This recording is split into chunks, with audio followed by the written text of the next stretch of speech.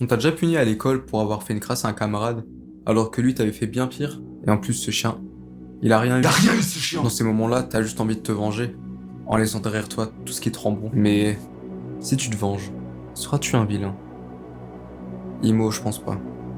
Pour moi, à l'instar de Docteur Doom, tu seras plutôt un anti-héros. Considéré à tort comme un vilain, mais toi, bien qu'ayant la vengeance comme moteur et la haine comme SP95, tu roules pour ce que tu considères bon, pour toi et ton monde. Et c'est pour ces raisons que l'anti-héros lèvera le poing contre son camarade, contre Thanos, ou encore plus diabolique, contre l'industrie musicale.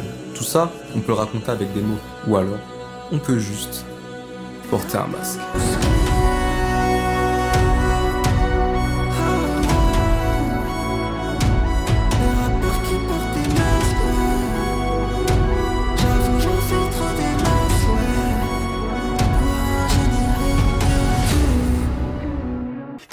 Bon, c'est pas parce qu'on confond souvent les anti-héros avec les vilains qu'il n'y a pas de vilains. Des vilains, il y en a plein. On en a même en France, bien qu'on n'ait pas grand nombre de victimes à déplorer, mais pour en trouver, on n'a pas besoin d'aller très loin. Pour les trouver, il suffit de prendre un tunnel magique qui nous fait reculer dans le temps d'1 heure. Bienvenue à South London, Wham. Made my first 100 elastic bands, plastic bags, queuing up blue like Cheese and onion. Le port du masque est sûrement l'un des éléments visuels les plus représentatifs de la drill UK. Bien sûr, on a des figures de proue qui affichent leur visage fièrement, telles que Central C ou AG1, mais si on creuse un petit peu, on tombe sur des dizaines voire des centaines de rappeurs qui cachent leur visage à l'aide de masques de cagoule, et tous pour la même raison, comme les super vilains.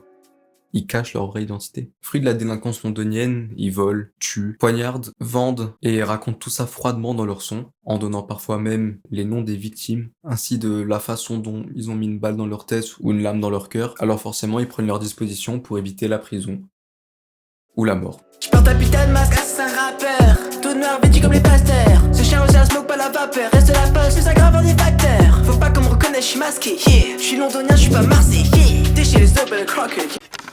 On a déjà entendu quelqu'un dire « je vais être riche », mais sans être connu. Et c'est en réalité une pensée, même partagée par des gens connus. En cachant leur visage, les rappeurs masqués peuvent se libérer de tout jugement basé sur leur apparence. Et même pourquoi pas en créer une nouvelle d'apparence. Parce que oui, le choix du masque a un impact indéniable sur le personal branding. Personal branding dont je parlais dans ma dernière vidéo. En voyant le masque d'un rappeur, ou pas rappeur d'ailleurs, on peut déjà à peu près savoir à quoi s'attendre en termes de musique. Enfin bon, on peut avoir des surprises. And every sleepless night led me to where I am. Bitches that broke my heart, they became hoes that scared. RMR, ou avec la vraie prononciation Rumor, que vous venez de voir, fait partie des anciens masqués.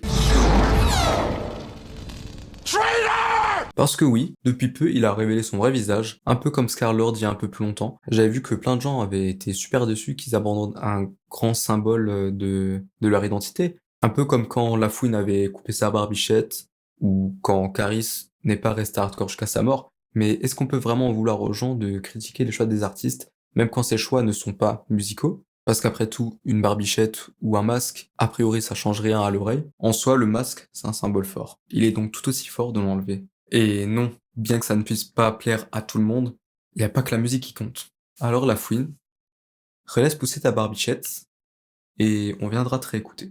En plus à l'époque, t'avais dit que c'était pour un rôle. Il est où le film? Ça fait 10 ans, quel rôle? T'as coupé ta barbichette. Ouais.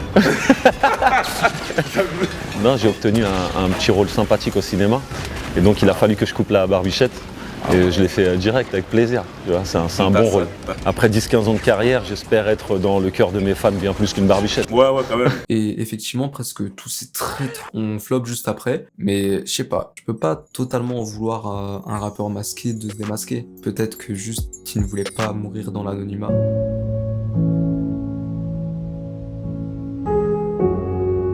Pour rester dans la vibe comics, j'aimerais parler du Iron Man du rap américain. Simplement parce que si j'en parle pas une fois par jour, je meurs. Je parle du GOAT, Kanye West.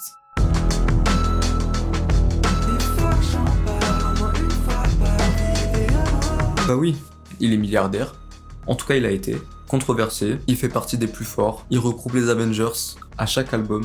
Mais surtout, comme Iron Man, il porte un masque juste pour le job. Tout le monde sait qu'il est Tony Stark. Pour lui, le masque, c'est juste un outil qu'il change à chaque album comme Iron Man peut changer d'armure et qu'il enlève dès qu'il en a plus besoin. Il a certainement compris que vous pouvez porter tous les masques que vous voulez, vos actions diront toujours qui vous êtes.